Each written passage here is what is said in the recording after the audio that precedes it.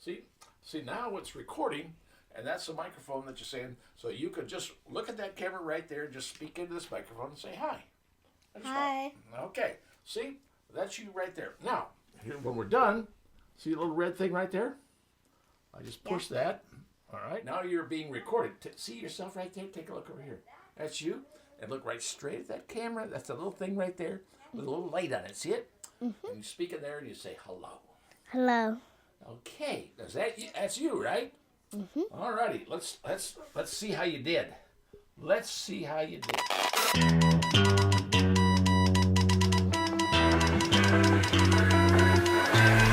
Welcome to the Pat White Show. Let's get into it. This is Sparta! The die has been cast on this, let's call it the 21st day of July. Joe Biden has stepped down as president. Now, he didn't quit. He said, look, I'm not running. And I'm passing the torch to the vice president, Kamala Harris. That's the word, folks. It just occurred this afternoon. And now everybody on the networks is all on Twitter, and they're completely up in arms over this, and they're asking all sorts of questions. This has created a big problem if you think about it, because the Democrats were scheduled a virtual Zoom confirmation of Joe Biden starting on August the 1st. Is that going to happen now that he has passed the torch to Kamala? I don't know. Should be interesting. Will they drag this all the way out to the convention starting on the 19th of August and try to get somebody else in there? Once again, a question I don't know. But, and this is the big one, who is she going to choose for vice president? Now, the latest word that just came out that Hillary, I ain't making this up, that Hillary is back on the stage. Now, I'm not sure if you're going to see two women running.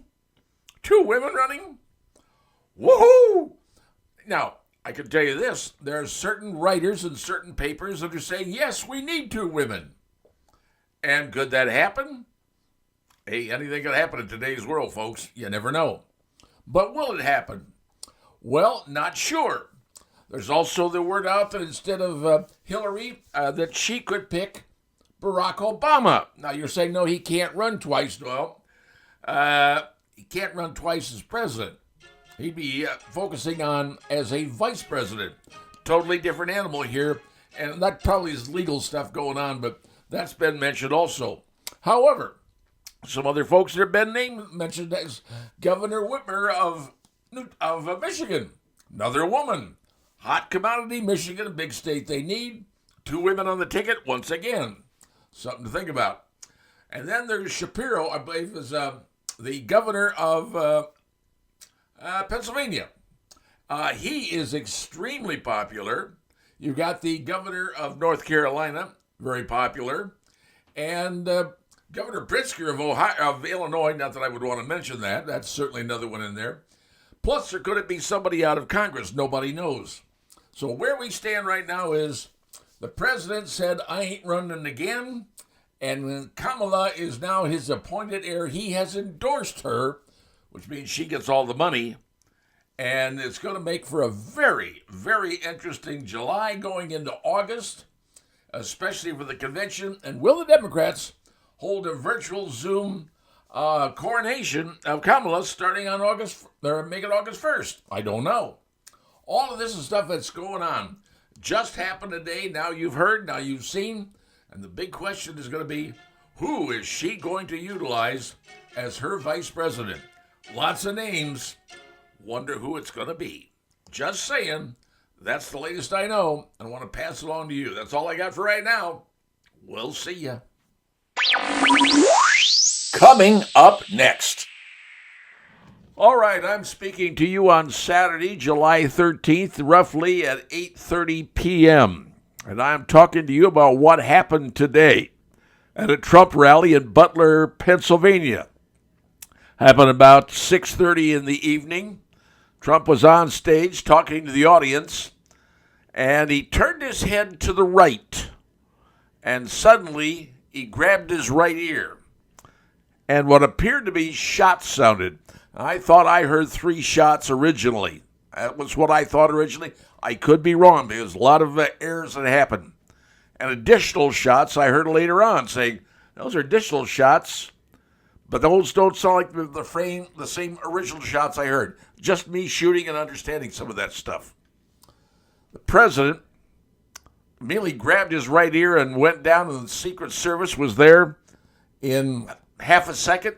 They were there quick. But here's what we're learning.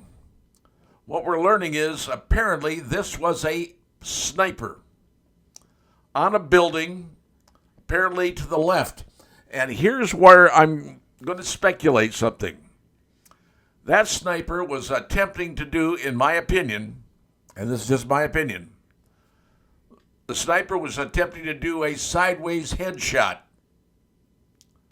And because that was the angle apparently that he was on a building. I don't know where the building was. I'm going, everything is speculation now. Nothing has been proven.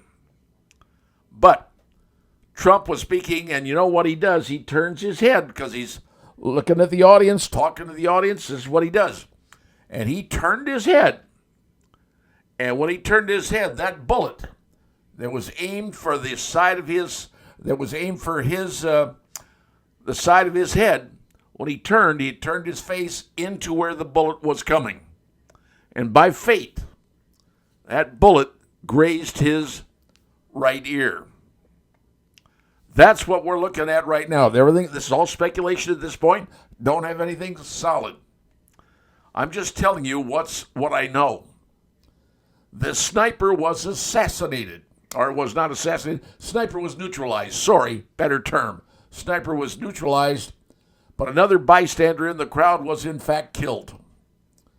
Now it's going to be up to the police, Secret Service agents to, 1, find out who that shooter was, 2, find out what that weapon was, and get the shell casings and hopefully recover the shells that were fired, the bullets that were fired, and see what was going on. What kind of gun was used by the sniper? I don't know. There's a lot of calibers out there, so I can't tell you anything. But it was fired rapidly. And that rapid sound to me said it was a semi-auto of some sort. I'm just speculating once again. Don't have the firm answer. I'm just telling you what I think right now at 8:30 at night. So that's what I know, folks. Sniper's dead. Secret Service took him out. Bystander killed.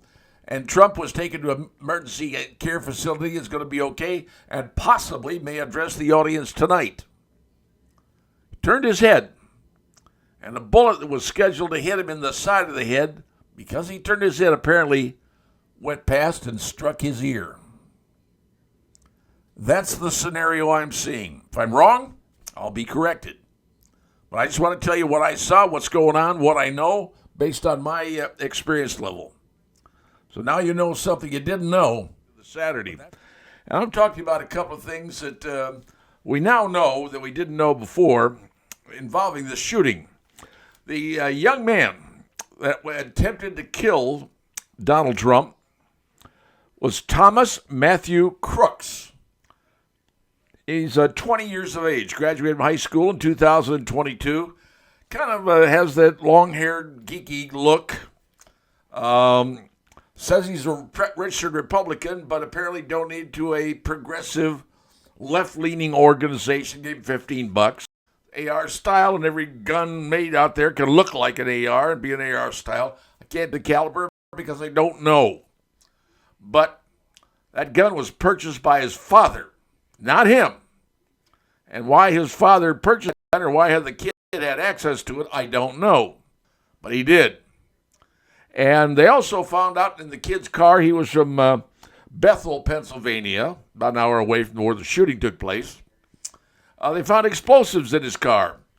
And I'm going to the kid's house where he lived. Found explosives in the kid's room. I don't know what those explosives were, but that's what they found. Here's my question. What drove this kid at 20 years of age to have his mind so infected by the apparently the immense hate he must have had against Donald Trump? Where does a 20-year-old get that level of hate, and who puts it in his head? Was it his parents? Was it in his school? Where did he learn this? And then here's something else that kind of bothers me. Where did this kid learn to shoot a rifle, almost a sniper style, if you will? Because he was aiming at Trump's head as near as I could tell, because he hit him in the ear when Trump moved his head. That's a headshot. 150 yards away, they're saying. It was on the top of a building. People actually kept yelling to the Secret Service and the Pennsylvania State Police, hey, there's a guy on top of the building with a gun. He was outside the perimeter area. Because the perimeter area, the Secret Service controls, and yet outside the area, apparently that's left to the state, and if they did, that wasn't a very good job they did. 150 yards shooting up. Only certain people know how to do that. You've got to have a heck of a lot of practice to shoot that distance. A heck of a lot of practice to shoot that precisely. I know because this is what I do in competition. And you can't do that just taking a gun and saying, hey, I'm going to go out and shoot somebody one day. It don't work that way. That's something you got to practice at that distance. That takes time, effort, and a lot of consistent practice. Trust me, I know because I do it myself. Now, where do you get that hate? Well, all right, let's talk about that. I watch TV like you do. I see the haters on TV, and I do see the haters. Oh, my God. Let's just go down some of the list of haters. The premier hating network on television, and I get to watch all this stuff because I review everything, MSNBC. MSNBC is hate and hate squared. MSNBC is owned by Comcast out of Philadelphia. Brian Roberts is their CEO, and he's paying people to hate, apparently, because, well, Joy Reid, there's nothing but hate in that woman. And if she's going to go after you, she's going to call you every name in the world, and she's going to do it continuously. And if you're white, look out. She's going after you and call you every name, but, well, any name she can think of. She hates. Then there's Lawrence O'Donnell. He's got a problem of epic proportions. I don't know what it is, but, man, this guy is full of hate. And yet they're both drawing paychecks from MSNBC to hate. I think that that's not affecting people? Because I think it is. Oh, but I'm not done yet. ABC News. All right. ABC News is owned by Disney, and their CEO is Bob Iger. Well, then we're talking about them. We're dealing with the likes of The View. And who doesn't know about The View, right?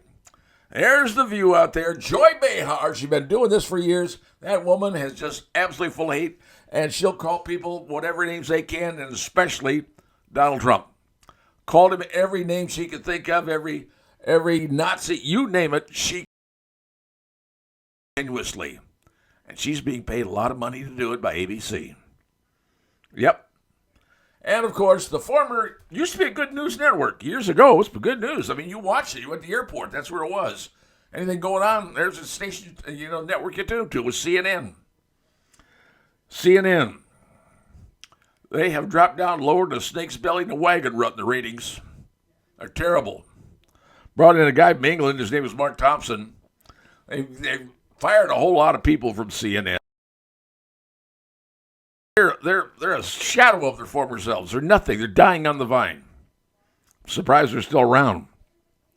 All right, they got their haters. But the biggest one, Jim Acosta. Remember him at the White House against Trump at the first term? He was so bad, he was thrown out of the house. They said, this guy's just too much. And now he reports occasionally on CNN. Why? I don't know. He does. Abby Phillips. Yeah, she's pretty much full of hate herself. And if she doesn't like you, she's going to call you a racist. And then, of course, there's a guy who I used to respect, Jake Tapper. Boy, he gone down into the hate field himself. So there's some network hate people. But how about some regular people that are haters? All right, well, give me a few regular people who are haters. How about Lynn Cheney? Woman was elected from Wyoming, Lynn Cheney. She became a Democrat, if you will, after January 6th. Lynn Cheney is full of hate. She was tossed out of Wyoming by a 3-1 vote. That's how much the people in Wyoming got rid of her. She's vicious, she's vindictive, she's angry, and she's a hater. That's too bad. Her father wasn't that bad. Boy, she is. And, okay, let's go to the field of journalism. Jennifer Rubin over at Washington Post. That woman, talk about filled with hate. We'll read any of her stuff. And then finally, I want to get into is Joe Biden's favorite TV commentator, Joe Scarborough. I don't know if you've ever watched him on Morning Joe. I've watched him sit there and call Trump a Nazi. As he's all Nazis in this, he's all Nazi that. When you start spouting that kind of garbage, people are going to start believing it. Now, I don't know what this 20-year-old Thomas Matthew Crooks, who he watched, what he watched, who he listened to, I don't know. I'm giving you a few people that are doing it on the left side. Does the right side, Republicans, have haters? Yes, they do, folks. They certainly do, and they're going after Biden, and let's be honest, we got them on both sides. But traditionally, the place I've seen it the most in my life, and I've been around long enough to know this, in my life, these people aren't journalists, folks. They're opinion makers. What do they consider themselves? Influencers. Yes, influencers. And did they influence this 20-year-old kid to do this stupid thing of trying to assassinate a person running for federal office? I'm just giving you my thoughts on this thing. Because I am, to say the lack of I am upset. I'm tired of the haters. And that's what we've got. And now we know Thomas Matthew Crooks, 20 years of age, is dead because he tried to assassinate someone running for office. Where did he get that hate? Where? I hope they find out. Because right now, I don't know. But there's no way you're born with that, folks. No way. He got it from someplace, someone, or something. 2 years out of high school? Explosives in his car? Something ain't right, folks. Passing this along to you. The day after the shooting. It's what I know and how I feel. We got a problem with hate. That problem needs to go away and go away now. Alrighty, what do you say we talk about presidential assassinations and assassination attempts? Let's go back to 1865, Abraham Lincoln, John Wilkes Booth. And that was the first. Killing the president there because of north-south hate. Then you had James Garfield. That was in 1881. He was gunned down. William McKinley, back in 1901. Matter of fact, that's when Congress decreed the Secret Service responsibility was protecting the president. That's when that came into fruition, back in 1901. And probably the biggest one that I remember, because I was a sophomore in high school when this happened, was the murder of JFK in Dallas. And Lee Harvey Oswald was charged. There was a Warren report that's never been open. I know Donald Trump said one of the things he's going to do is release that report so people can find out what's going on. And there's a whole lot of folks that think what the Warren Commission did was a downright fabrication, because it wasn't Lee Harvey Oswald.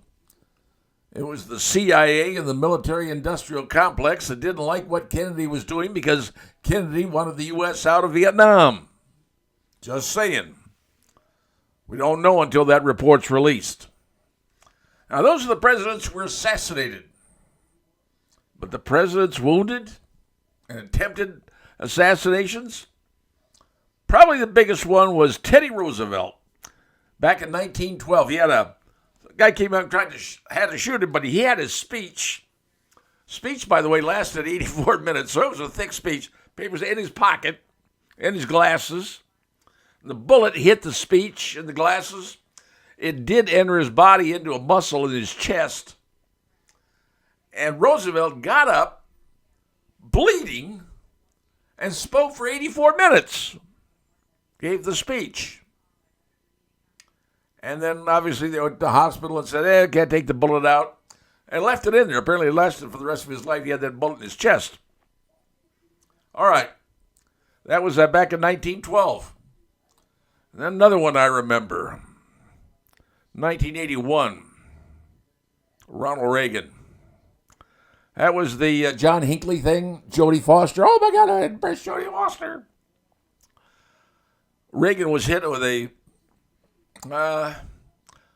bullet that bounced off of something else. Spent about, 11, 12 days, maybe more in the hospital. Pretty serious stuff that he was, but fortunately medical science was able to stabilize him and keep him alive. I remember him waving from the hospital room with his wife Nancy next to him. Inspired America. Unfortunately, that you had some people who didn't survive. Jim Brady was shot in the head. In the beginning, they said Jim Brady was assassinated, but he wasn't. Ended up living. The Brady Foundation, the Brady laws, those kind of things. So this came from 1981 attempted assassination of Ronald Reagan. There's been other attempts. I've been Andrew Jackson, William Howard Taft, Herbert Hoover, even FDR. That goes back to 1933. And they say the guy who was trying to do that was actually trying to kill the guy who was with him, Cermak, a guy from Chicago, and there's a lot of story that goes with that. And, hey, Richard Nixon. Everybody remember the people trying to shoot Richard Nixon? This goes back to the guy who ended up shooting George Wallace and paralyzing him. I think the guy's name was Arthur Beamer, I believe it was. That was in the Nixon era. And then, of course, Jerry Ford. Who could forget Jerry Ford? There was the Alphabet bomber back in 1974. The Squeaky Fromm, remember her? Manson Group. I think it's 1976. And then there was Sarah Jane Moore. These are all related to the old Charles Manson things. Jimmy Carter, someone tried to get him. And Rabbit too, by the way, did, but that's a whole other story. George W. Bush, this happened in Kuwait. Barack Obama. There are people that went after him. I mean, you're not free from this stuff. When, as president, people are going to try to kill you. That's what they do. There are idiots out there. Why? A lot of reasons. Donald Trump did have some people going after him. And one happened in Las Vegas, a British national guy. A person from North Dakota. That happened in 2017. And then when Trump was over in the Philippines, Iraqi guys tried to do that. And even Joe Biden's had something happen against him already. People are out there trying to kill the leaders of countries. They do that. In this case, well, Donald Trump was the intended victim. 20-year-old man. He's dead. But why was he there to shoot the president? Where does a 20-year-old get that level of hate? I don't know. Maybe you know. Hopefully they'll find out. It's not the first time it's happened and probably won't be the last. We got to figure out what's going on and why someone that young has that much hate against one person. Where did that come from? That's what America should be asking. That's what I'm asking you. That's all I got. See ya. Coming up next.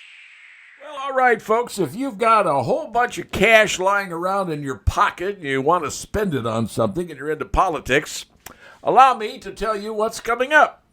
Well, Donald Trump's vice presidential pick, J.D. Vance, the senator of Ohio, will be coming to Fort Wayne. That's right, for a secret reception on July 24th. Now, my friend Steve Shine, the head of the GOP, is putting together a little reception, if you will. And the price varies. Now, if you want to attend the reception, the going starting price is $1,000. If you'd like to attend the round table, be on a round table, well, price goes up to $25,000. And if you want to really go big time and get the photo and everything else, well, the photo is only $15,000, just so you know. But if you want to be on the round table and talk and get to meet him personally and whatever, it's going to cost you $25,000. Now, if you want to go to this event, I can't tell you where it is because it's been kept a secret, and I have no idea. But if you happen to want to go to this event, you need to go to a site. It's called mcusercontent.com. mcusercontent.com. Now, there's an application there you print out, you fill it out, and you send it to T47event at GOP.com. That's T as in Trump, T47, 47 president, T47event at GOP.com. And you got to fill that out saying how much you're going to be donating, and they tell you where the money's going to and everything else. But it's an event on July 24th. I have no idea where it is, but you've got a lot of money and you want to spend it. Start with only $1,000 for the reception. But if you want a photo, I'll stand there with a photo, shaking hands with J.D. Vance. Going to cost you $15K. That's for a couple, I believe. So, if that's what you want to do, all you got to do is go to mcusercontent.com. That's mcusercontent.com. Print out the application, fill it out, and just send it to T47event at GOP.com. Sounds convoluted, sounds difficult, but hey, you'll figure it out. So if you want to attend the event and spend your money, it's your cash, you can do whatever you choose to do. But now you know, J.D. Vance coming to Fort Wayne for a special event at a secret location. And I wonder how many folks are going to show up and want to do this. Just asking the question. That's all I've got for you. Now you know what's coming. And, well, hope you enjoy it. See ya. Coming up next. All right, folks, on Saturday night, June 22nd at approximately 10:30 p.m., we had a police shooting in Fort Wayne. Young man by the name of Linzel Parham was shot by a police officer because he was in a vehicle. Another gentleman, police officer told him to keep his hands on the dash. He wouldn't do it. Police officer said, hey, don't do that. You're going to get yourself shot. Put his hands toward a gun. And ultimately, the officer fired 2 shots, resulting in the death of Mr. Parham. The vehicle was found with a Draco 7.62 AR assault rifle. And I hate to use the word assault, probably not correct. An AR style rifle, Draco 7.62. That's a weapon of war, folks. What's he doing with that at 10:30 at night on a Saturday night? Good question. Well, now the family has hired an attorney out of Carmel, Indiana. Not a Fort Wayne attorney, a Carmel attorney, who in turn then hired a gentleman by the name of Ben Crump. Now, if you don't know who Ben Crump is, he was the attorney to file the lawsuit in the George Floyd case, the Breonna Taylor case, and the Ahmaud Arbery case. High profile. Unfortunately, this could end up being a big national story in Fort Wayne, and that's not good. A national story, that's probably something we don't need, being on the national news. But was the police officer right or wrong? Did he do the right things or wrong things?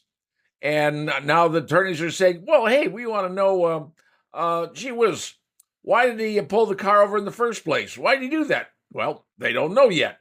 And why did he position himself to the right-hand side, not the left-hand side? Don't know yet. Why didn't he wait for backup when he saw there was a gun? Don't know yet. But there's a scene involved with the whole thing, and take a listen to the narrative on this thing. Take a listen.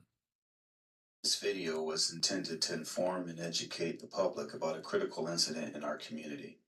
This video may contain strong language as well as graphic images, which could be disturbing to some viewers. Viewer discretion is advised. This incident occurred June 22nd, 2024, Saturday night at approximately 10:31 p.m. in the area of John Street and Hurd Street when a Fort Wayne Police Department officer conducted a traffic stop for a traffic violation. The officer approached the vehicle and observed a gun by the front seat passenger. The officer, fearing for his life and safety, repeatedly ordered the passenger to keep his hands on the dash. The passenger was not complying and kept reaching for the gun after being told numerous times to keep his hands on the dash. The officer, realizing this is a life and death situation, calls for emergency backup and slightly shifts position to get a better view of the suspect and gun. The officer, having a direct view of the gun and suspect, shoots 2 times, striking the suspect as he tries to reach for the gun again. After the shots are fired, the driver is safely removed from the vehicle, and the suspect's gun, a Draco AK pistol, is retrieved. The suspect is rendered aid by officers and taken to a local hospital, where he succumbed to his injuries. Body-worn cameras are used by all officers assigned to patrol and specialty units. Per policy, they are worn to training and manufacturing standards. It is important to note that the camera lens is fixed and does not capture everything seen or experienced by the officer. When activated, both audio and video turn on. The body-worn camera has a buffer of video without audio for the seconds prior to activation. This feature is designed to capture incidents that happen suddenly when the officer may not have time to immediately activate the camera. All right, there's basically the scenario. Now, the questions that are being asked by Mr. Crump is, why did Officer Mason Willis pull the vehicle over in the first place? Well, it's for a traffic offense. I don't know what it was, but my question is, who was the driver? Does the driver have a rap sheet? I don't know. I'd like to know that. That may tell me something right there to start with. And then they're asking, well, why did he immediately escalate the situation? Saw the video. It didn't look like it was escalated to me. He just told him, hey, there's a gun. He sees a gun. Put your hands on the dash and don't move them. Well, and then another question they're asking, why did he violate so many standard police practices by failing to maintain a safe distance? Well, when you got a gun with somebody, well, I don't know. That's just my opinion, my look at it. And then finally, why didn't he back away and wait for additional officers who were less than a minute away? Back away, let the person get their hand on the gun, start shooting? Sorry, that don't work in my world. But anyway, Ben Crump has been hired at national. He represented the George Floyd family, the Breonna Taylor family, and the Ahmaud Arbery families in those national lawsuits. So, could we become a national site, City of Fort Wayne, and the story? Yes, it could. Is that good? No, it's not. We're going to find out what else is going to happen and see where it goes. But all I can tell you right now is this is not a good story. Saturday night, what's a guy doing with a gun in a car like that? And that gun was a 7.62. That's a weapon of war, Draco. It's not a pistol, folks. That's a short-barreled rifle. And it could be semi-automatic or possibly automatic. What's he doing with a gun like that in a car? Don't know. Questions that need to be asked. Hopefully they'll be answered. Right now, bad situation, could be getting worse before we know it. But something you better know. And if you've seen the video, you'll know exactly what happened.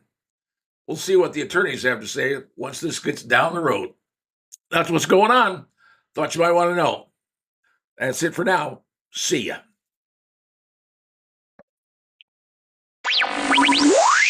Coming up next. When I moved to Fort Wayne back in 1975, the view of the downtown cityscape was a whole lot different than it is today.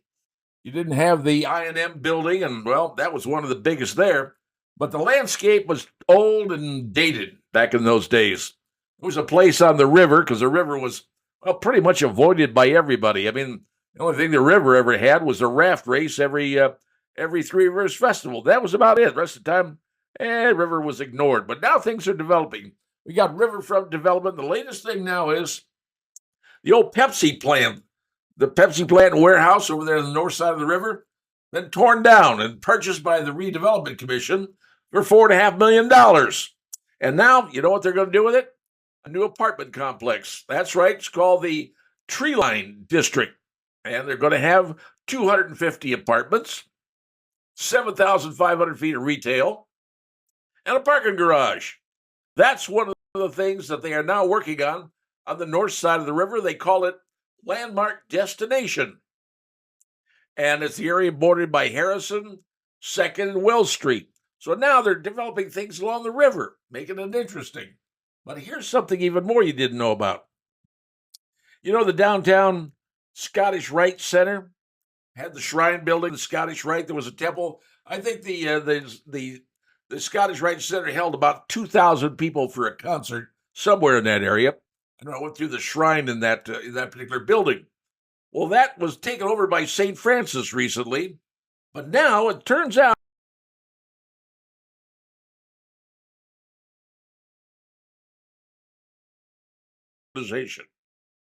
Chuck Sirac organization bought up the entire block.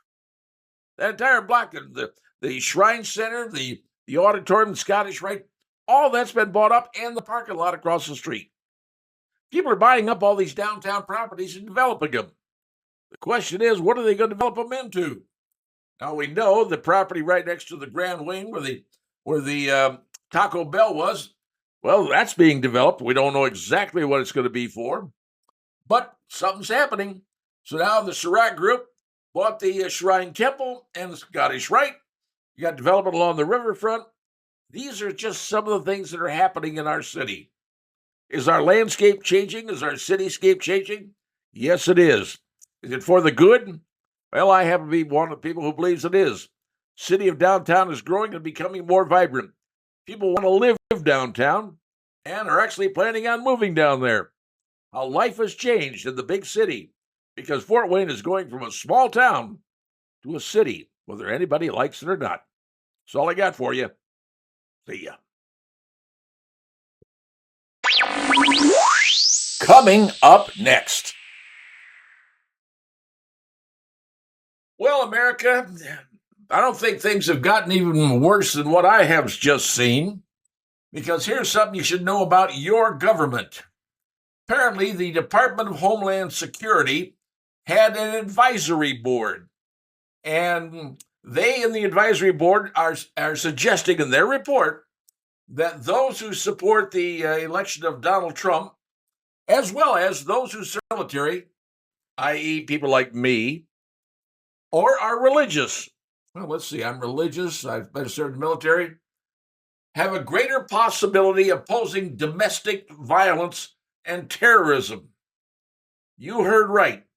A DHS committee says that those who support the president, who happen to be former military or happen to be religious, have a greater possibility of domestic terrorism. And this was just a FIOS order, which you had to sue the government to get it. Well, it was called the Homeland Security Intelligence Experts Group. Now, I'm wondering, who the hell is this group that they put together? Turns out the group was headed by James Clapper, former Director of National Intelligence, and CIA Director, or former CIA Director, John Brennan. Both of those two men, by the way, were the ones who signed that 2002 letter saying that Hunter Biden's laptop was Russian lies. They call it disinformation. Folks, the word is lies. They were heading the committee, and they're saying that, hey, anybody who supports Trump who's from the military or is religious, they are possible of domestic terrorist. This is what your government thinks. This is how they believe that you exist. And I'll tell you what, this is beyond pale. This is how government turns into tyranny, whether I like it or not, and I don't. But you remember, Joe Biden says, hey, you people think you can rise up? You don't have F-16s. You don't have F-15s. He sort of threatened, like, we're the government. We can use our military to attack you, domestic terrorist citizens. Former military, people who believe in Trump, and people who are religious have the potential to be domestic terrorists. This is what that council did at the Department of Homeland Security. I'm just passing this along so you understand how government works in today's society. It ain't pretty, folks. Matter of fact, it's downright ugly. Apparently, the committee has disbanded. Thank you. But understand, that's the way government thinks, at least this government. And it ain't right. That's all I got for you. See ya.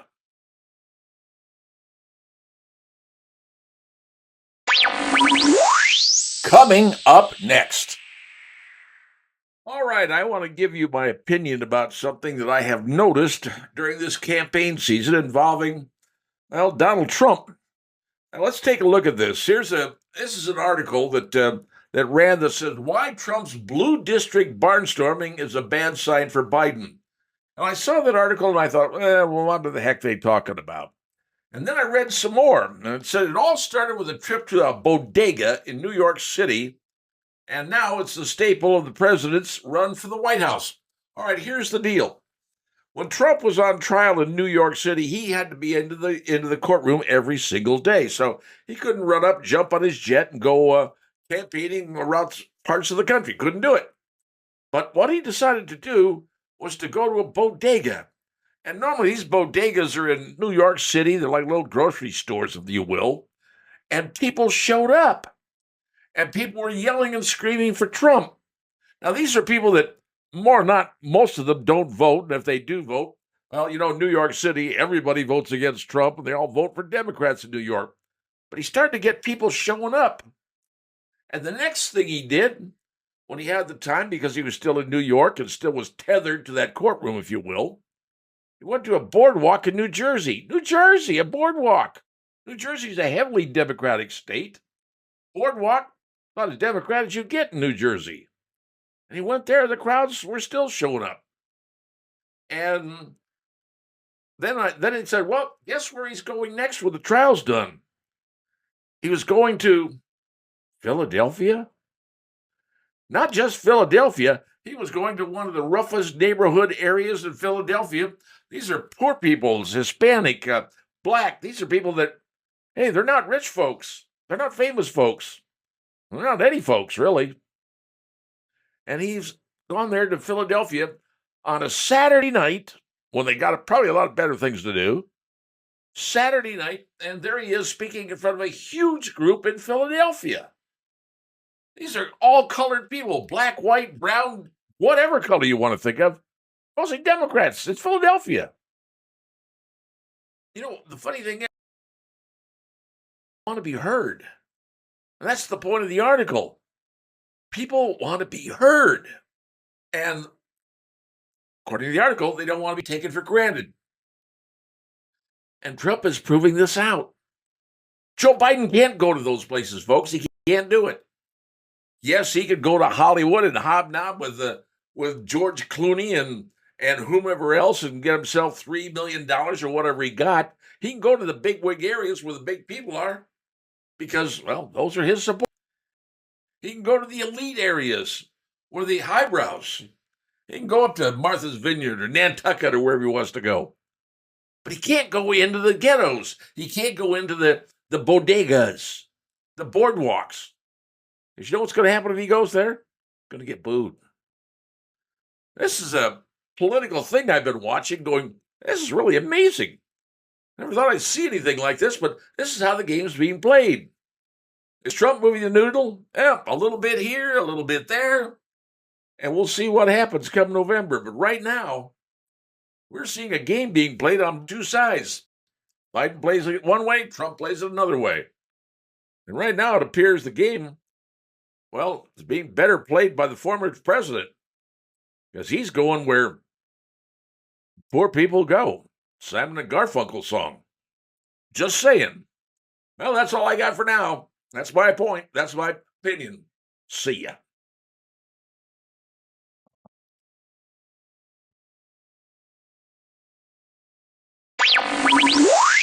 Coming up next. Recently, the United States Supreme Court came down with a big ruling, at least for the gun folks. It had to do with guns and possession of guns by people. And frankly, that was all the big talk in the news and the TV stations. That's all they wanted to talk about, the Second Amendment stuff. But there was a bigger ruling that most people thought about because it has to do with water. And water is what keeps folks alive, especially when you're talking about the Rio Grande River and water in New Mexico and Texas. There had been a battle going on between those two states about the use of the water from the Rio Grande.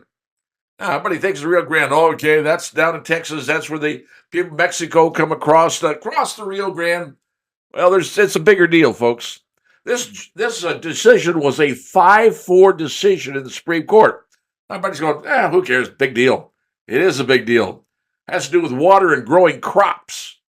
That's a big thing. But it wasn't the left versus the right in the 5-4 decision. Heck, you had some people on the left and right going on one side and some people left and right going on the other side. It's really about the water usage out of the Rio Grande because Colorado also uses that water. Well, what happened was a federal judge had worked out a plan, says here's how we're going to use the water coming down the river. New Mexico wants it for growing products, growing vegetables, growing crops, whatever. Texas, the same thing. Water is a way of life. And Colorado's in the background going, hey, we use water too. Everybody uses water out of the Colorado and the Rio Grande. Now, what happened is they've thrown the entire settlement out, and now they got to go back to square one and start renegotiating again. And for some states, that's going to say, what are we going to do? How are we going to set up water? Are we going to have to tell farmers they can't plant crops because there's no water for them? All those things have been thrown back into the hopper, folks, because the concern was this: who gets the water in the Rio Grande for their state? I mean, you don't want to have the Rio Grande drying up in El Paso, do you? Well, probably some people do, I guess. But it all comes down to the use of water. And even though Supreme Court, that was a big ruling for the gun lobby, if you will, plus or minus, that wasn't the biggest ruling. The biggest ruling, in fact, was the use of water. That's right. We have plenty of water here in the Midwest. We don't think about it. But down in Texas and New Mexico and Colorado, those rivers, the Rio Grande, those rivers are the lifeblood for these states. And now that so-called agreement has been trashed by the U.S. Supreme Court, and everybody's got to go back to square one.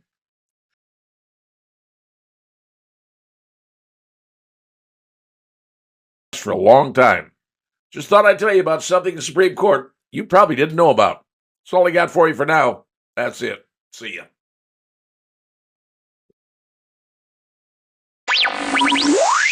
Coming up next. All right, I've talked about this before, but I'm going to talk about it again just because, well, maybe you didn't listen the first time, and hopefully you'll listen this time. We have had, over the last, 3 years, an influx of 8 million, 10 million, 15 million. I don't think anybody really knows the number of people who have crossed the border from countries worldwide, frankly, into the United States.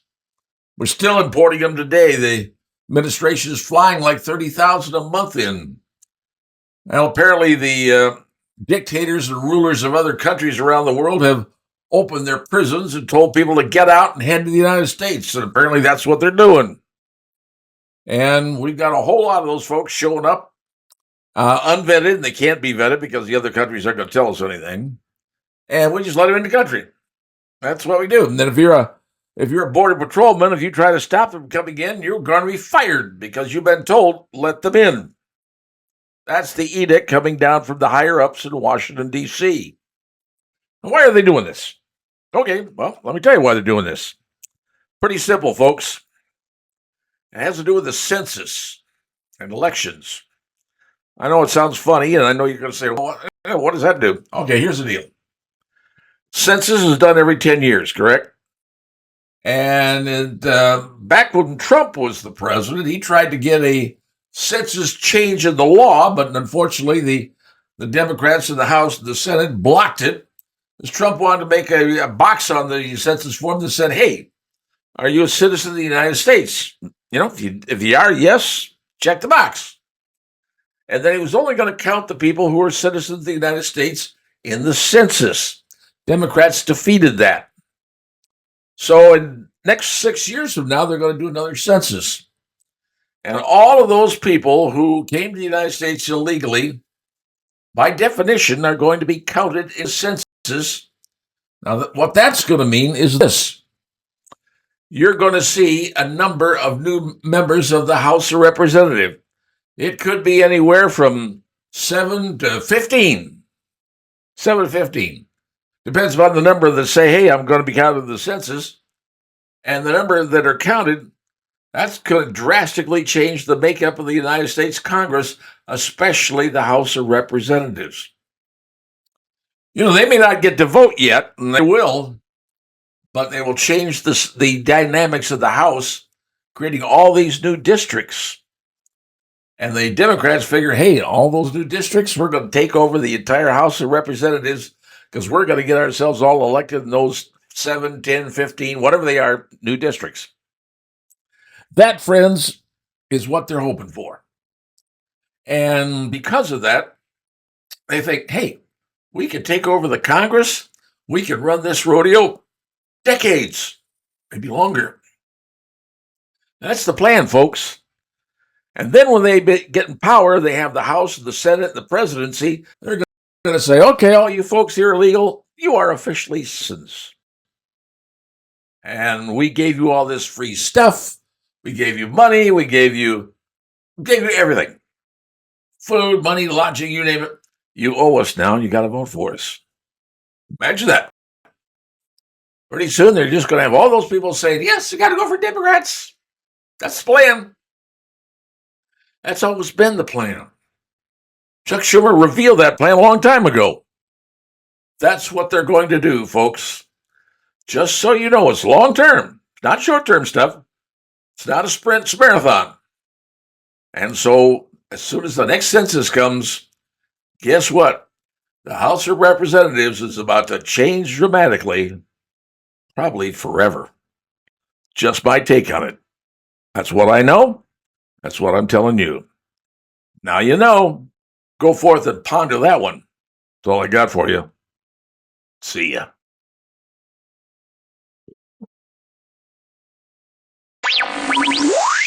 Coming up next, I want to talk about a very, very tricky subject. And I can tell you that it could affect every young man and young woman in the United States. It's called the National Defense Service Act. I don't know if you've ever heard about that, but, well, if you've heard of the draft, all right, you heard of the draft? That's the National Defense Service Act. So now you have the members of Congress, the House and the Senate, each proposing a bill.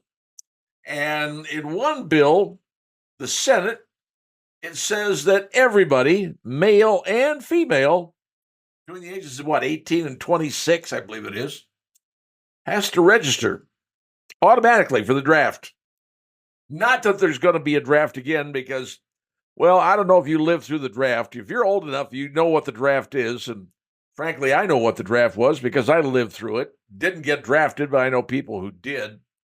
And people found ways to get out. People were running to Canada, doing all sorts of stuff. Didn't want it. And I will tell you personally, as someone who's experienced a lot of experience in the military, people who are drafted are not good in the military. They don't want to be there. They don't care about being there. And frankly, it's not a good plan to draft everybody and to say, hey, we're taking everybody in because we need bodies. Doesn't work. I know people who are drafted and they're very resentful and they're not good soldiers.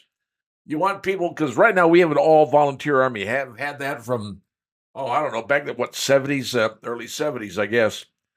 But the Senate says, yes, equity requires us to draft both men and women if we have to.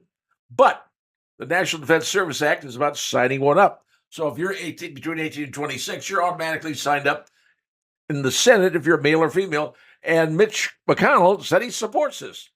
Said, hey, you want equity? You got to have men and women both sign up for the draft in case we have one. Well, the House passed their own version, and there's no mention of women in that one. Now, Mike Pence, you remember him? Former Indiana senator, former Indiana congressman, our Governor Mike, Vice President Mike. Well, he and a bunch of other folks are leading a charge to prevent women from being drafted in the future.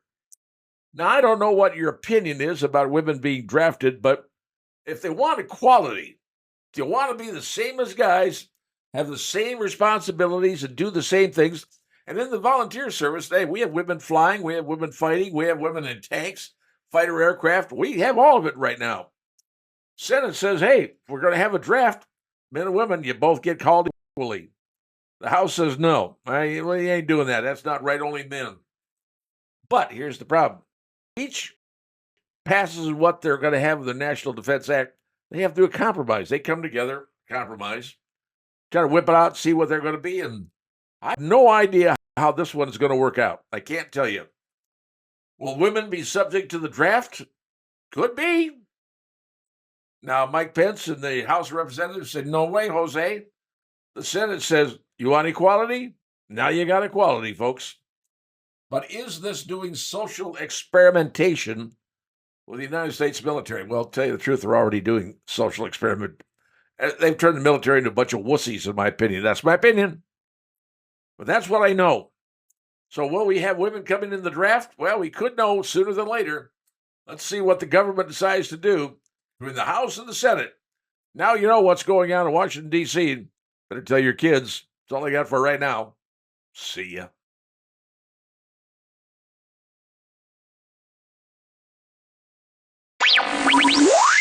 Coming up next. All right, folks, I got one for you that sure is to about chap your knickers. If this doesn't make you angry, and probably nothing does, but here's the story. You see that lady pictured on the screen? Her name is Marcy Kaptur. Who's Marcy Kaptur? She's a congresswoman from the northern portion of Ohio. And I don't know what her district, I think it's the 9th district, wherever that is in Ohio. Well, she has been on the media. She's been on social saying, how dare the president do excusing student debt? He doesn't have the right to do that. That's the job of Congress if they want to do that. So she's been speaking out against dismissing student debt with taxpayer dollars, by the way. Well, guess what? Her communications director is a gentleman by the name of Ben Kamens. Ben Kamens earns $80,000 a year of your taxpayer money to represent Ms. Kamens in front of the media, social media, wherever he does it. And in that district where he's from or she's from, Northern Ohio, the average income of the people who live in her district is $62,077 a year. Okay? Let's get some numbers straight here. She's making $174,000, but her communications director is making $80,000. Well, Mr. Kamens has just proudly announced on social media that the government has now forgiven his student loan. That's right, ladies and gentlemen. The government has forgiven his student loan because he's making $80,000 a year on the taxpayer dime. That's what we're getting, folks. What about the plumbers, the electricians? What about people who didn't even go to college that are now paying off this clown's loan? You know, are they upset about it? Well, people who are getting the money are going, oh, we don't care, man. Our debt's been taken care of. I go out and have a fancy time, go out and eat cool food, go on a vacation with that money I was supposed to pay back. I was taught to pay back money you borrow. Apparently, some people don't think that way. And here's somebody earning $80,000 a year who says, hey, my student loan's been forgiven. I'm going on national media, on social media, and telling all the world, look at a great deal.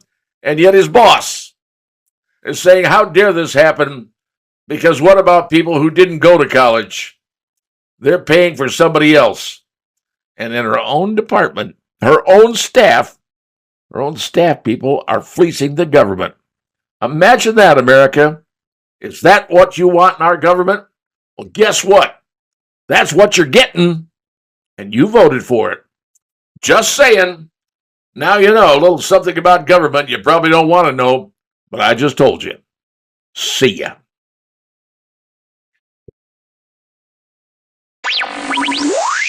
Coming up next.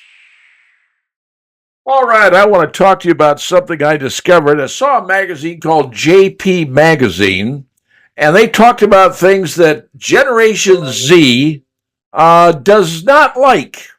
And I'm thinking, okay, things that Generation Z doesn't like. What are those things they don't like that come from the baby boomers? That's what they don't like, stuff from baby boomers.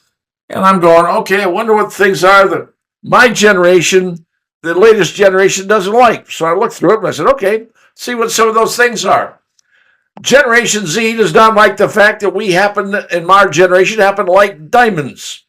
Well, I remember diamonds are a girl's best friend, and giving someone a diamond was a big thing. But Generation Z says, if you took all that money and put it into higher education and give it away to people, wouldn't that be better? My answer is no, it wouldn't. Here's another thing Generation Z doesn't like, playing golf. Now, I learned a long time ago, if you play golf, it can last you for a lifetime. You can play, till you can't live anymore. And people do that. But they say, well, that's only for rich people and to talk business. And the startup cost, they said, is just way too much money. Hence, Generation Z does not like golf. Here's another thing they don't like, shopping at the mall. Now, I realize shopping malls are changing. They are, and we're losing shopping malls. And they don't have the je ne sais quoi like they used to. But, hey, when you're retired, you can still go walk in the mall in the middle of winter. It's a great place to walk. Generation Z doesn't like malls. All right? And something else they don't like, watching the news. Yeah, it's interesting. I hadn't thought about that.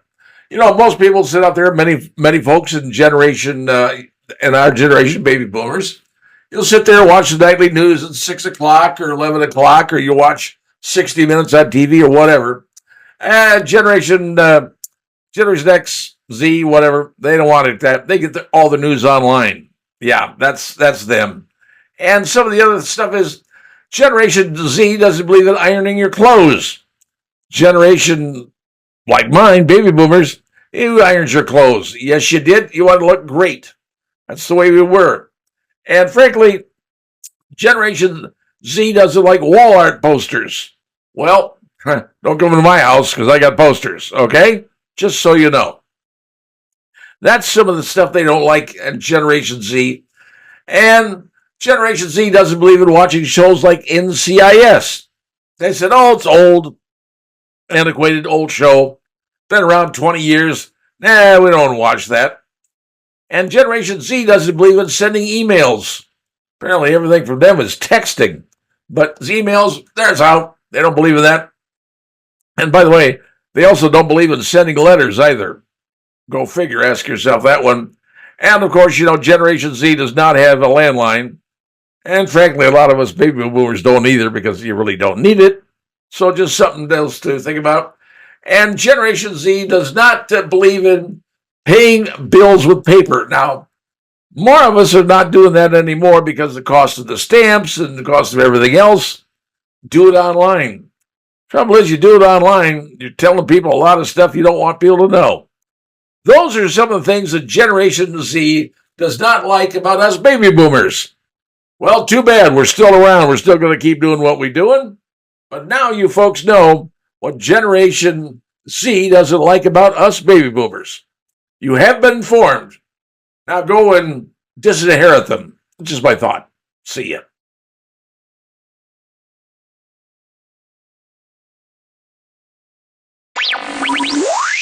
Coming up next.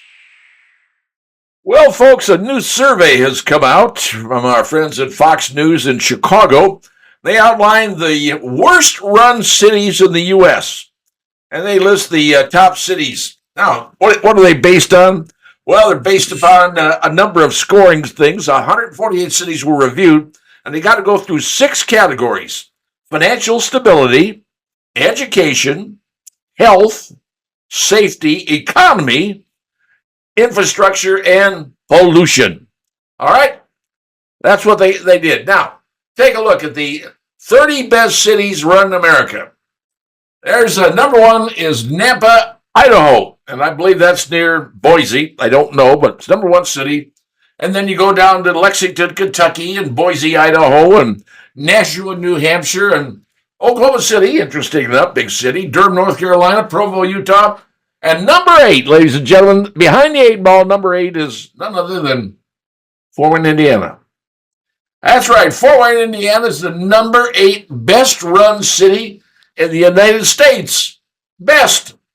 And boy, you got a lot of other cities you're competing against, but the top 30 out of 30 cities are the best.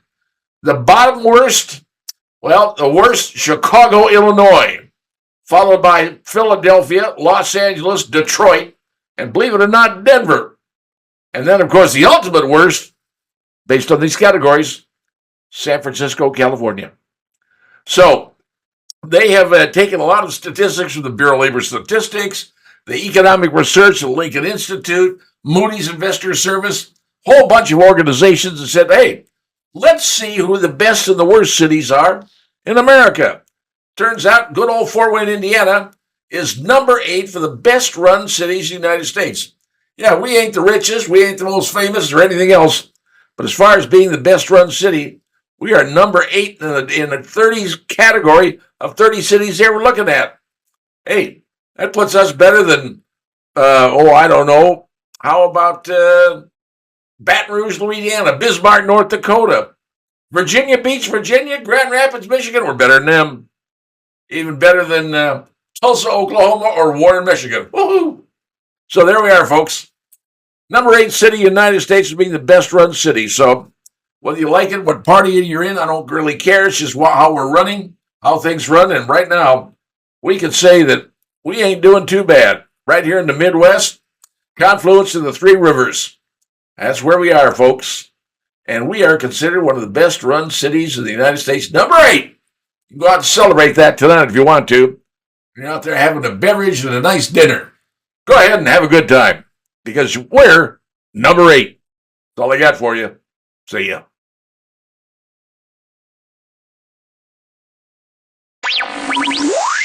Coming up next.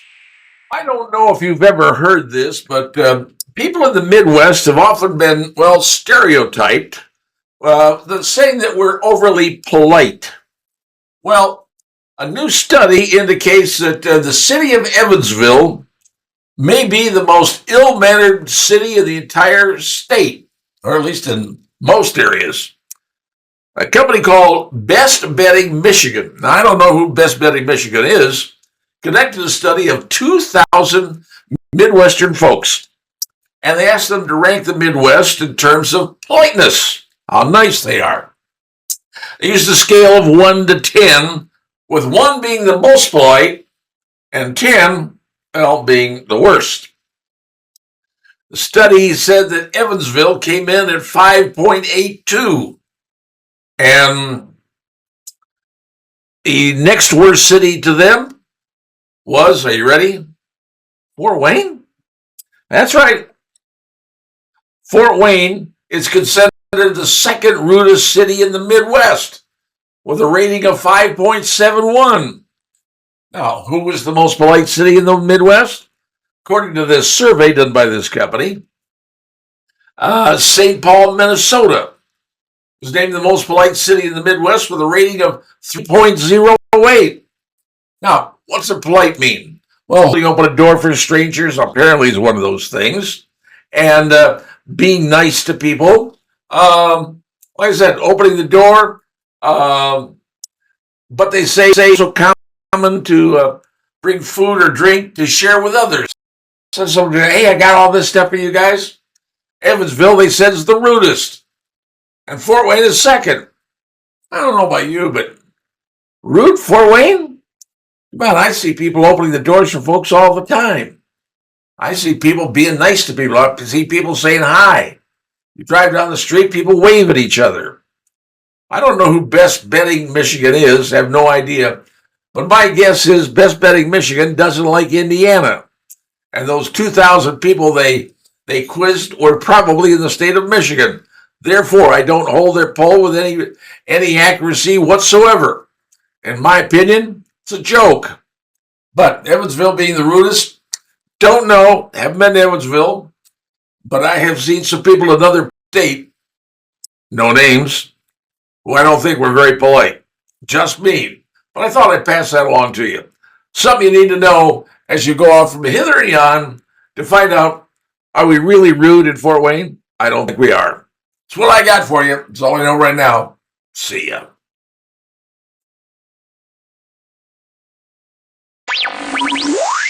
Coming up next. All right, folks, I got a story here for you that some of you may like and, well, some of you may not like, but I'm going to tell it to you anyway. It's a website, because everything is on the web nowadays. It's called Pornhub. And I looked at it and I went, that features porn. And they're pretty blatant about it. But now they are going to cease operating in 5 states this summer due to legislation that requires age verification on adult entertainment sites. Well, one of those states that passed that law was the state of Indiana. That's correct. Indiana passed a law that says, hey, you want to operate in the state of Indiana? You got to have age verification, which means someone who wants to get onto that site has to send a copy of their license, their driver's license, into this particular blog, this website, and be certified they're old enough to watch that stuff. Well, you know what? I'm in favor of that. I think that's just hunky-dory. It's not just Indiana, it's Idaho, Kansas, Kentucky, and Nebraska. And already some other states, including Texas and Montana, Arkansas, Mississippi, Montana, North Carolina, and Utah, and Virginia, are already proposing the same thing. Well, of course, this organization has decided to go to court. Oh, yeah. They're saying that, hey, this is privacy concerns, and it's called the Electronic Frontier Foundation. And they're saying that no age verification standard isn't completely foolproof, because that information could go to somebody else. Or, here's the other thing, or bad people will find other places to find this garbage on the web. And all they're trying to do is to, well, put it out there. Well, here's my concern. Age verification works for me. Let them sue. Let them take their best shot, put it in court. It's not a violation of the First Amendment in any way, shape, or form, in my opinion. Only available to adults, but you've got to be certified. You got to have information that says, yeah, we got your ID, we know it's you, and you're old enough to watch this stuff. And if people want to send their ID, fine. They want to go someplace else in the dark web to find it, I don't give a darn. But at least Indiana's doing something, and for crying out loud, I happen to appreciate that. So for the legislature, the people that got this through the legislation and got it done and signed, my hat's off to you. You done something really good. And now Pornhub, whoever they are, is going to pull out of the state of Indiana. And I, for one, happen to be very pleased about that. Don't know about you, but you want to send your license in? Have at it, dude. It ain't going to happen on my watch. That's all I got for you. See ya.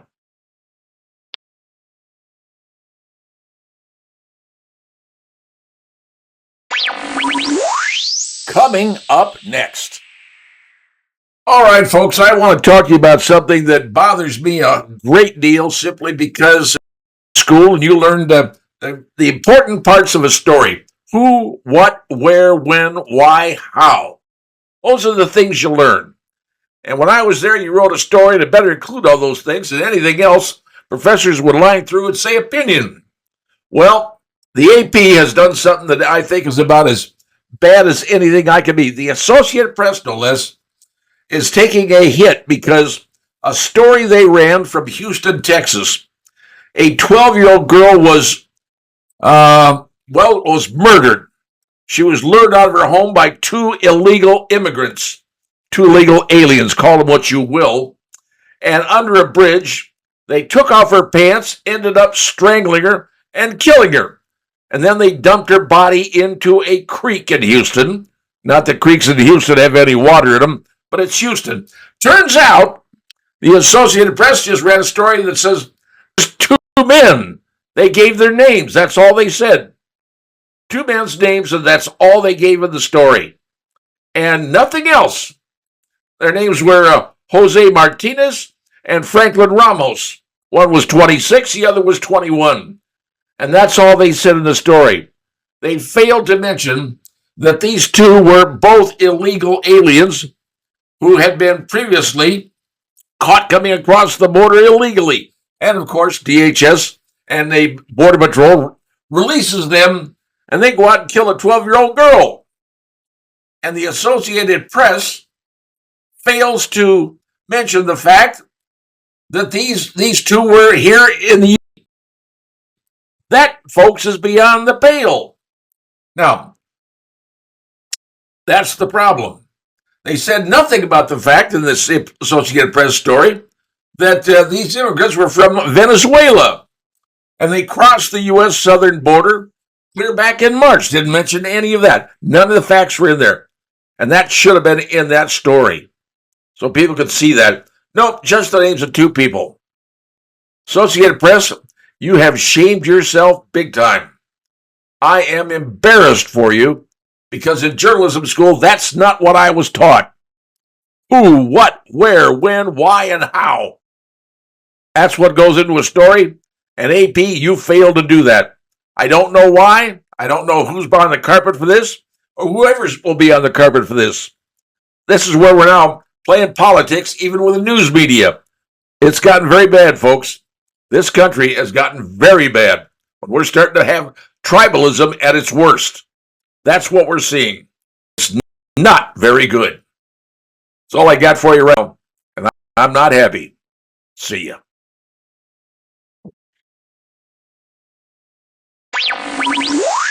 Coming up next, what's in the McDonald's $5 meal? Everybody's been waiting to hear, well, what's going to be the McDonald's meal? What's going to be so $5? What's going to bring people back to eating at McDonald's? Well, the word has just come out. You see, because on June 25th, McDonald's is going to start offering a limited deal. Now, I don't know how long this deal is going to last. My guess is maybe a month, if that. But their $5 deal to get you back into McDonald's to buy on their food, here's what you get. A double cheeseburger. McDouble, it's called. You can get that right now for $2.49. Or a McChicken sandwich, which is probably a little bit more expensive. You get a small French fry. You get 4 chicken nuggets, McNuggets, and a small drink. So there you go. A burger, a chicken sandwich, small fries, chicken nuggets, and a small drink for $5. That is the deal McDonald's is putting out there. They said, we've heard the fans loud and clear. We got to do something to bring them back. You know what? This is a limited time deal. They've been cutting back on their menus and cutting back on everything going on and charging you for everything they possibly can because they're franchises. They're regular people like you and I. They own a business. They're just trying to get by. The cost of their supplies has gone up dramatically in the last 3 years, and I mean dramatically. They stopped selling certain things like their drink bar. You know, you get your cup, you buy, get whatever you want, and keep getting as much as you want. That's gone. That's going out. Everything's going out. They're going to robots and some things, getting rid of stuff that costs the money. Because, frankly, they're trying hard to stay in business, and it ain't working. They don't have a big margin. So their $5 meal, well, they're hoping that you're going to stop over and say, yeah, I got to get me one of those $5 meals starting June 25th. Now, am I going to try it? Yeah, I might. Except I don't drink sodas, so that's going to be out. Maybe they give me an iced tea in lieu of that. And McBurger, McDouble, no pickles. I'd probably do that. Chicken sandwich, yeah, I like chicken sandwich. Small fries, as long as I get one of those little cups of barbecue sauce. I like to dip my fries in that. But there you go, folks. So if you're planning on going to McDonald's to spend $5, now you know what you're going to get. Starting June 25th, your chance to live large, eat large, and spend $5. But it ain't going to last for long. And everything is going to be gone, and the prices will go back up to where it's reached now because of inflation. Just saying. That's all I got for you now. Go forth and go to McDonald's, I guess. See ya.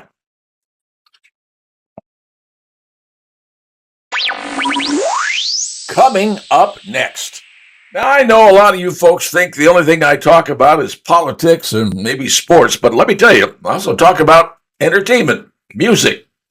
Well, here's a big one for you. Take a look at this. Queen has just sold the recording and publishing rights for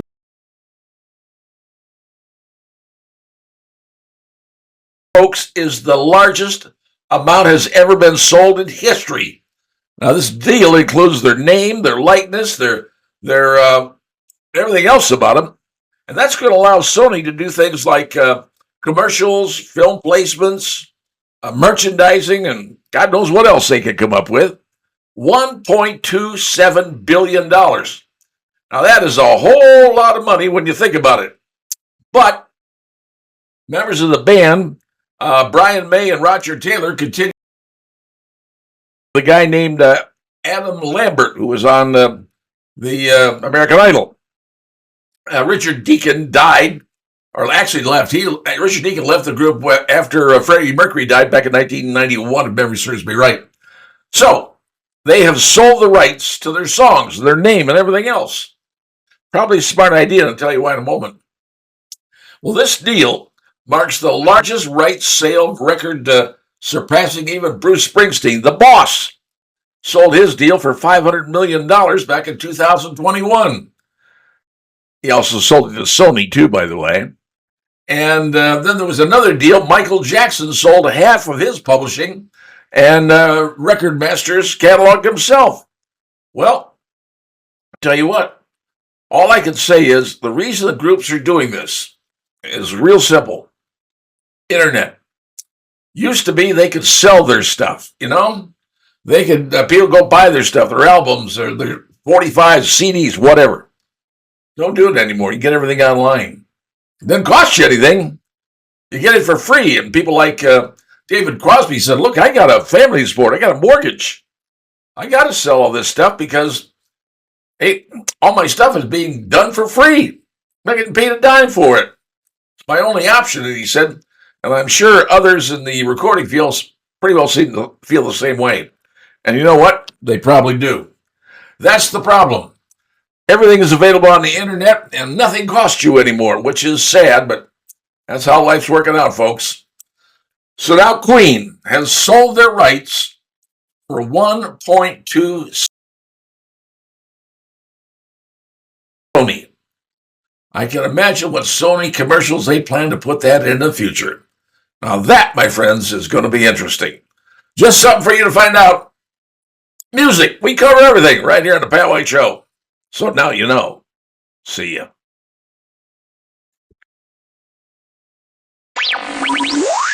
Coming up next. All right, I want you to take a look at this picture you right there on your screen. Now, for those of you that are listening, I'm showing a picture of Mount Rainier, Washington. Now, Mount Rainier, Washington is a volcano. And if you look at the Cascades, anybody who lives on the West Coast will tell you, there are volcanoes up and down the Cascades, and probably the most famous one was Mount St. Helens. Remember in 1980 when that sucker blew up? Boy, a lot of bad stuff happened. People lost their lives. Tremendous it was done. But that was just one volcano, 1980. Well, the worry for the Geological Service has been for a number of years that another volcano was going to blow. And now they're concerned, the number one they are concerned about is Mount Rainier. Now, Mount Rainier is near Seattle, Tacoma, Washington. And it's in the Puyallup Valley and dealing with Tacoma and the South Seattle. There are hundreds of thousands of people that live there. And that sitting there, pretty as a picture, and it is pretty. It's beautiful, beautiful peak. But you have to understand that Seattle is built on a 100-foot amount of debris from previous volcano explosions over thousands of years ago that happened. Right now, seismologists have been watching Mount Rainier saying, hey, this could be bad. And they're concerned. They got equipment set up, and they're watching this thing like a hawk. Now, they say the top 3 volcanoes in the world, number 1 is Kilauea in Hawaii. And you've seen those eruptions that it has, the lava and everything else. Number 2 was Mount St. Helens. That was a big one. But number 3 is Mount Rainier. And the seismologist thing, because there's a thing called a lahar. The volcano, it's got the volcanic stuff, the lava that flows down. They're not worried about that too much. What they're worried about is a lahar. And a lahar is, see all that snow and ice on the peak? That'll suddenly melt and come down in a load of wash like a tsunami. And I use because it's a volcano tsunami that comes down. All that melts instantaneously. And I can tell you there's a little place in Colombia. There was a volcano called Nevado del Riva. And in 1985, that volcano erupted. A lahar came down into a village called Amero. In a few minutes, killed 23,000 people. It's a lahar. Here in Seattle, Tacoma, could happen. And they've had drills of the kids going to this place, walking to this place, kind of like fire drills, atomic bomb drills, I don't know. All those. And Tacoma, because they are worried that Mount Rainier could blow. It ain't the lava that's going to kill you. It's the lahar. It's like a giant 12-foot tsunami. Snow and water and rock goes right down into that valley. Tacoma, South Seattle. Folks, that's what they're worried about. You're not probably going to hear a lot about that. Well, maybe you will once in a while. But I'm just telling you, anybody who lives in Washington State, exactly what I'm talking about. And I used to live in Washington State, so I know they're concerned about what happens and all those volcanoes that make up part of the rim of fire. On little something you maybe didn't know, but now you do. Watch out for Mount Rainier. Keep an eye out. It could happen before you know it. That's all I got for you. See ya.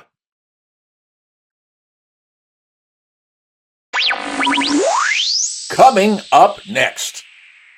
Well, recently I advised you folks about things that Generation Z does not like about us baby boomers. It had to do with what we saw, what we enjoyed, and frankly, what we like to listen to. That includes music.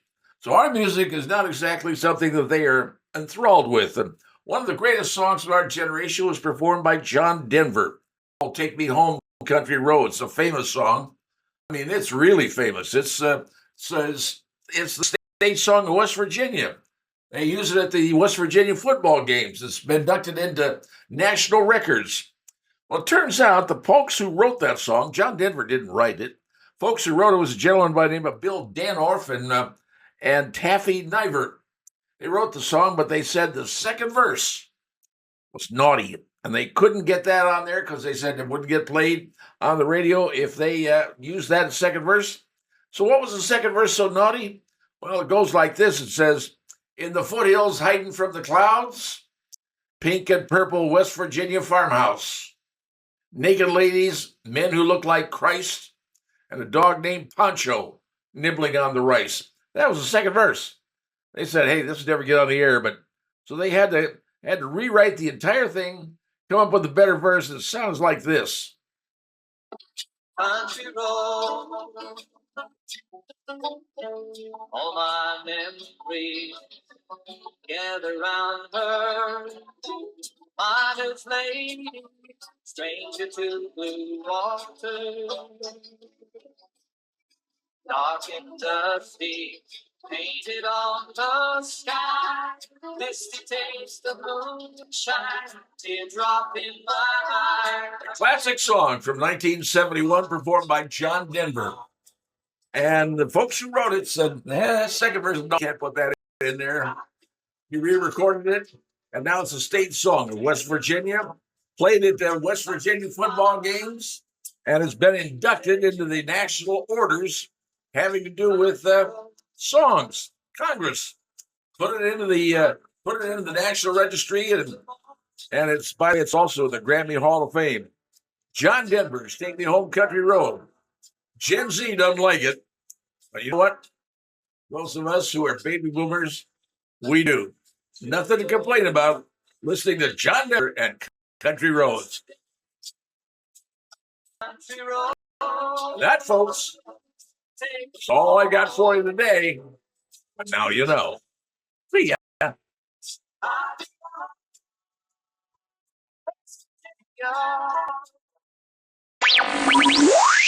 Coming up next.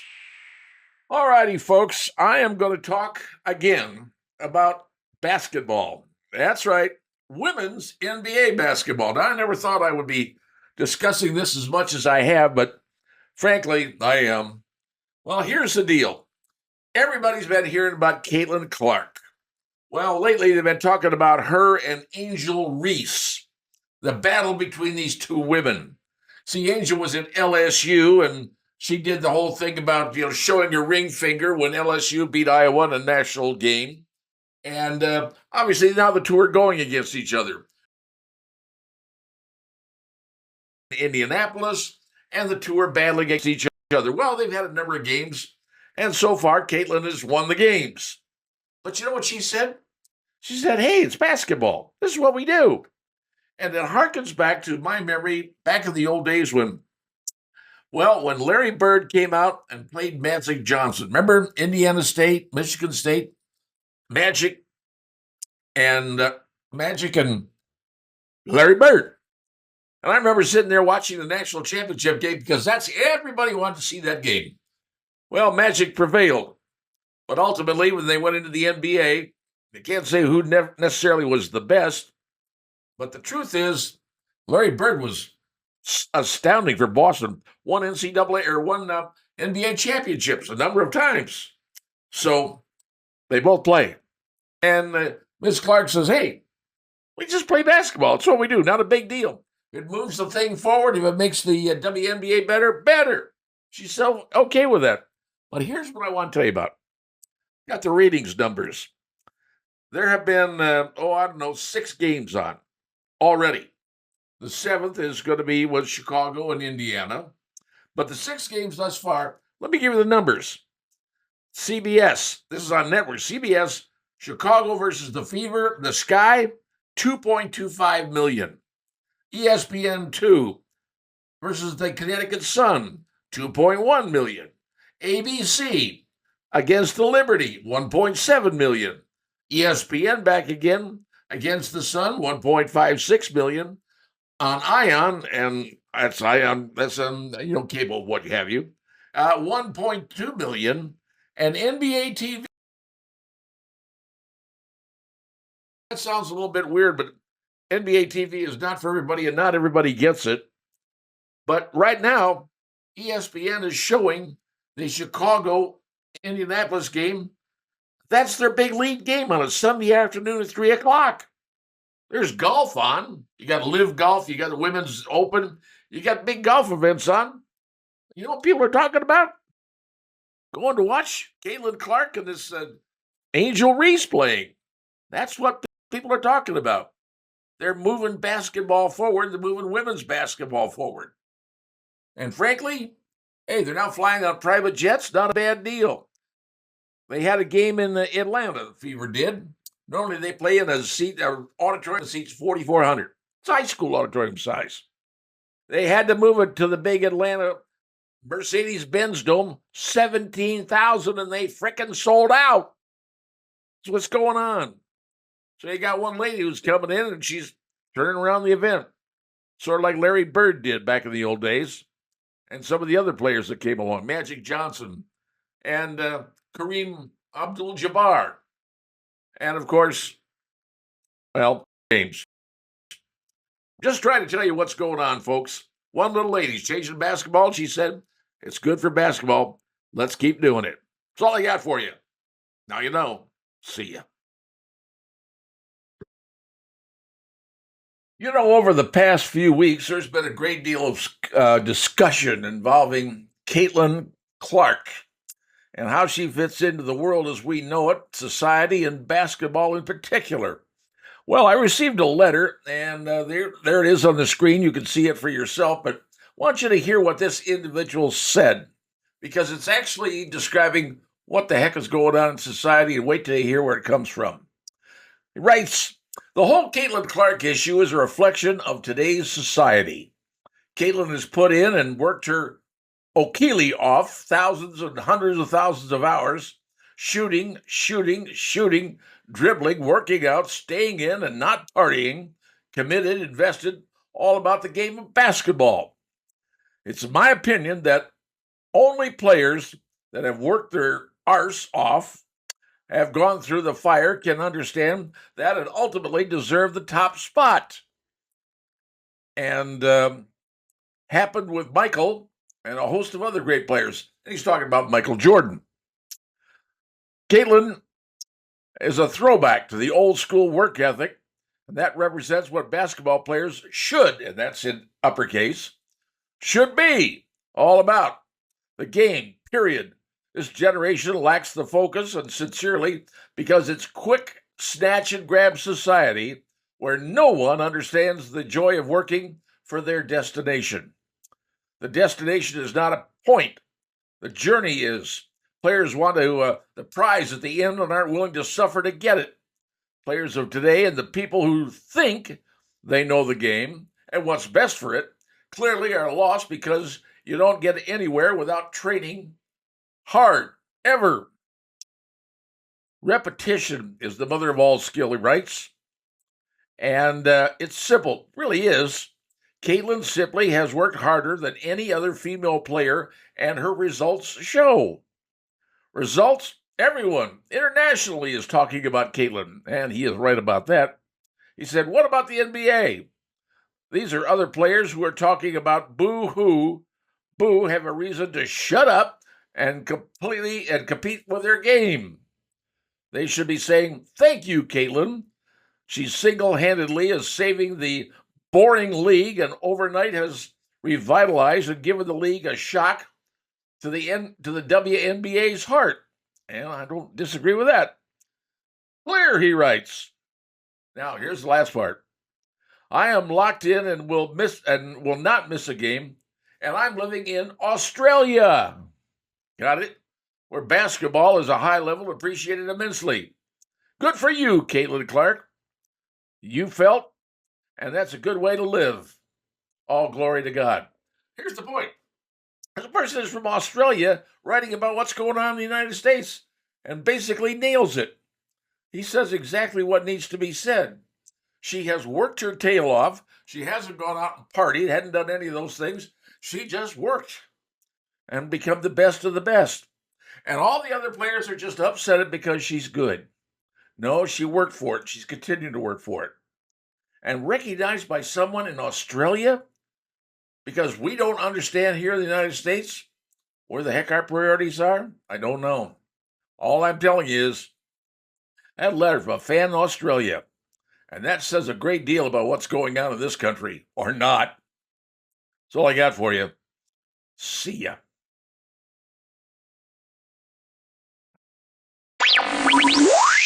Coming up next.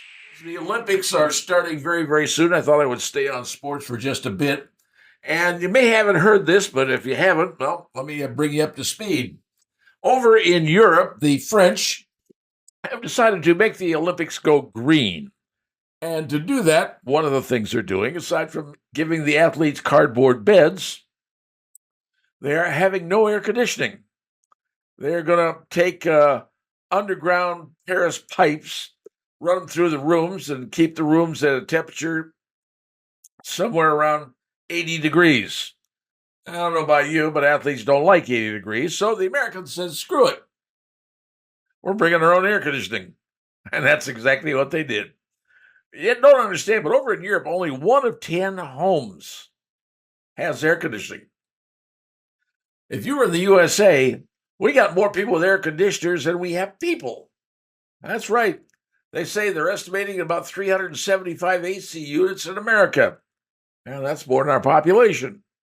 But other countries, other Olympic committees have said, you know what? We ain't buying the idea of no air conditioning in our place, and we're gonna bring our own stuff too. Well, and absolutely, that's exactly what they've done. They're bringing their own stuff, saying, "Hey, I ain't doing that," and that's the end of that story. That's what they're saying. Fine and dandy, America. If You want to bring your own air conditioning? Bring your own air conditioning. Other countries have decided to do exactly the same thing, saying, you know what? We don't like the idea of our rooms being hot, and we don't like our idea of our athletes sleeping on cardboard beds. And folks, that's what's going on. Welcome to the world of green technology taking over the Olympics. Because the Olympics are woke? Is that what they're saying? Well, apparently they are. But America, we're going to have our own air conditioning for our athletes. And everybody else, the heck with you dudes, we don't care. Just a little tidbit I wanted to pass along to you so you knew what was happening with America and the Olympics in 2024. That's all I have for you.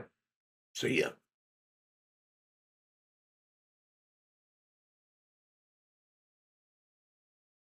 Well, as you happen to know, the Olympic Games happen every 4 years, and turns out this is the year. 2024 Olympics will be held in Paris.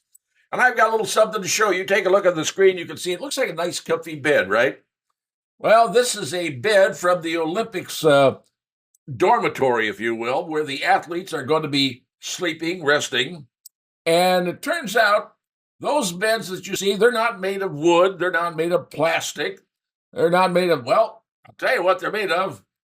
Ladies and gentlemen, the beds that the athletes are going to be sleeping on in the Olympics are made of cardboard. That's right, cardboard. And now I want you to take a look at this video, and they can explain to you exactly how these beds are supposed to operate and what they can and can't do. Take a look at this.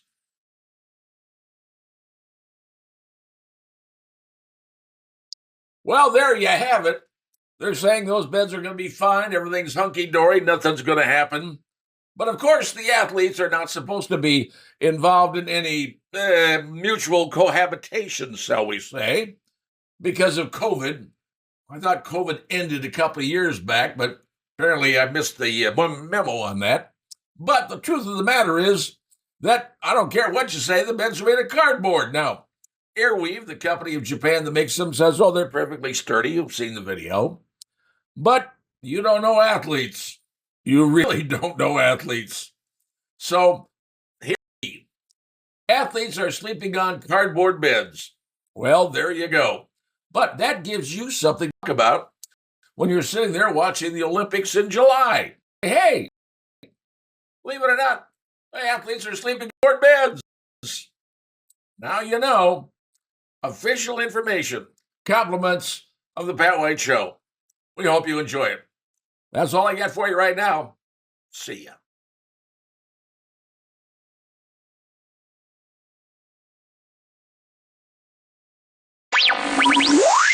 Coming up next. All right, since I'm talking sports today, I'm going to talk about my friend Phil Houck, Judge Phil Houck. He is a huge Notre Dame fan. Families, got kids go to Notre Dame, and he writes about Notre Dame. He's a big thing, nationwide column. It's featured about Notre Dame, and so folks know who Judge Phil is, and he's made a prediction for the 2024 season. And I thought, well, I'm going to cast Phil a little exposure and say about what he thinks about what the Fighting Irish are going to do this year. And I just want to tell you what's going on. The Irish open up with the folks from Texas A&M University, the Aggies, College Station, Texas, opening down there, 7:30 nighttime game. I don't know. This A&M ain't chumps, folks. So Phil says that's a toss-up. We don't really know. Now the second game was against Northern Illinois at the Notre Dame Stadium, 3:30 p.m. And, he's saying likely win for Notre Dame, Northern Illinois. We just don't know what Notre Dame's going to have with their players or quarterbacks or running backs. They've been good some years, bad the other. I mean, I've seen some great Notre Dame teams. I remember when Catholic versus Convicts back in the 80s. Jimmy Johnson coaching down in Miami. Lou Holtz. Oh, man, I remember those. I remember those days.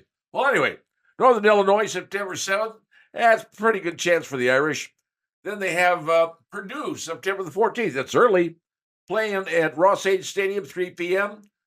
Well, for the most part, we think that's going to be a win. But once again, you never know.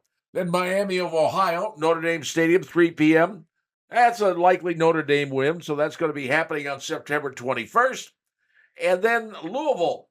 Yes, the University of Louisville. This is kind of an interesting game because Notre Dame Louisville, that's been a war. That's been a battle, but they're playing in Notre Dame. So Notre Dame's got a home game on this one. So Phil is leaning toward Notre Dame on this one.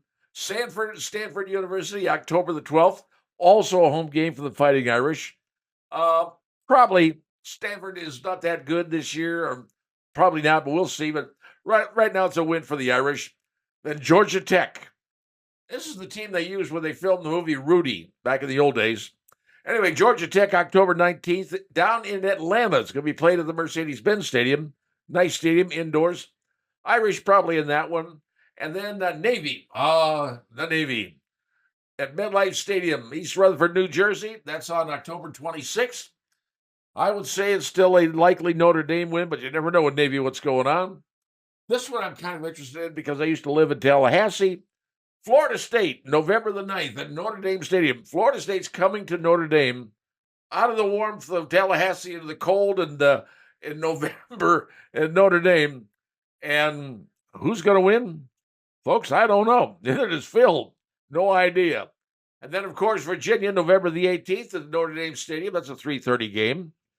That's likely Notre Dame's going to win. Then Army, November 23rd, Yankee Stadium in the Bronx. 7 o'clock, national football coverage on the leagues at NBC, I'm presuming. And that's probably Notre Dame against Army. And then, of course, Southern Cal, Trojans, November 30th in the Memorial Coliseum in Los Angeles. I'm going to say that's probably Notre Dame. So, what will their final season be? Well, 11-1, 10-2. Not really sure.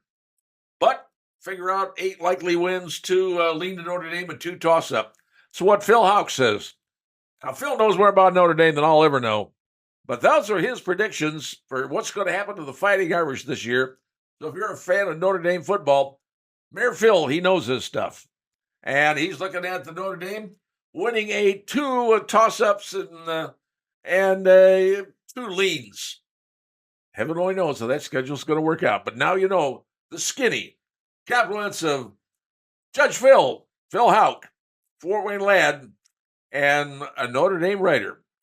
That's the skinny, folks. That's all I got for you right now for sports. See ya.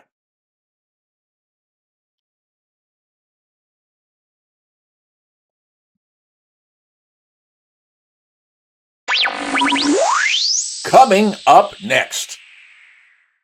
All right, I want to tell you folks about a little something that happened to me that frankly has never happened to me before, but it made an impression on me, and I want to tell you exactly what it was. My wife and I had gone out to see a recital for my granddaughter, and she was dancing, and we were there for a number of hours. But after that, she said, hey, why don't we get something to eat? And I said, okay, fine, let's talk about some restaurants. And I would give her a suggestion, this place, this place, this place. Then I happened to mention one place we hadn't been to in years. It's called the Azteca. It's located on State Street, just across the bridge by Northside High School. And we used to dine there all the time years ago, take our kids there when they were younger. Just like the food, and the biggest thing was Fideo soup. I don't know if you've ever had Fideo soup, but that's one of their delicacies. I mean, that's what they're known for, that soup, Fideo soup. So anyway, we go to the Azteca, and we want to sit in the bar. That's normally where we sit.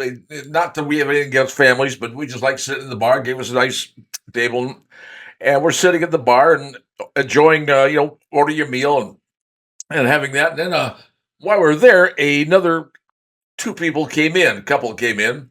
A younger man and a woman who I thought, was older. I thought, well, maybe it's his mom or something. But so we're sitting there having dinner, and we get close to the end of our dining, and the gentleman gets up from the table, and he walks over to me, and he says, sir, thank you for your service. Now, I was wearing this hat. I wear this hat a lot because I'm able to identify people that served. I was at the grocery store today, over in the produce section, and there's a gentleman there with a hat on, and he looked at me, and I looked at him, and boy, he snapped to attention and popped me a salute, and I returned that salute 100%. Got to talking. He was a helicopter mechanic in Vietnam, Huey's. I obviously wasn't a helicopter mechanic, but we had something in common. We were brothers. That was the point. But anyway, back to the restaurant. Gentleman comes up, walks up to our table. He says, "Sir, thank you for your service." And I went, "Oh, that's very nice." I mean, you hear that all the time. You hear it all the time. And then he said something that really stunned me. He said, "Sir, I paid for your meal." And I went, whoa, whoa, whoa, whoa. No way, dude. No way. You can't do that. I don't need that. Don't want that. And I tried to say, no, I didn't want you to do that. So too late. I've already paid for it. And you don't know what to say. I mean, that's never happened to me in all the years I've been, all the years. Never had that happen. Paid for my meal? Didn't need that. Got to talking with him a little bit. He was Army, served in Afghanistan. I told him I served from Vietnam to Desert Storm. That was kind of the window that I served in. Well, whoa. I said, yeah, I saw it a little differently than you did. But young guy, probably Army, had tattoos and what have you, in Afghanistan. But he bought our meal. I don't know about you, but that touched me. That's something I don't think I'll ever forget. I didn't ask for it, didn't want it, didn't need it. But he decided to do it anyway. So, does it change my mind about the way people treated us in the early 70s? Probably not. But I appreciate what that gentleman did. I don't know his name, don't know anything about him. But that's what he did, folks. Bought our meal. Thank you for your service. I don't think I'll ever forget that happening. That's why I want to tell you that story. So now you know why I wear the hat. Recognize brothers, not for a free meal. To recognize them and salute them. That's what I do. That's all I got for you right now. See ya.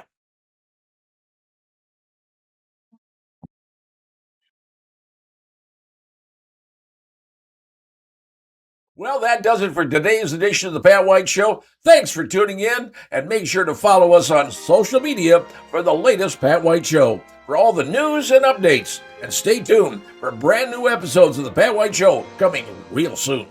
Like what you're hearing? Make sure you don't miss an episode by following the Pat White Show on Spotify.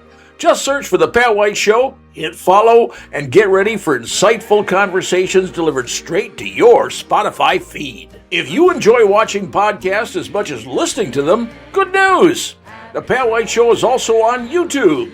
Subscribe to our channel now for visual content, behind-the-scenes footage, and full podcast experience. Find us on YouTube at the Pat White Show channel.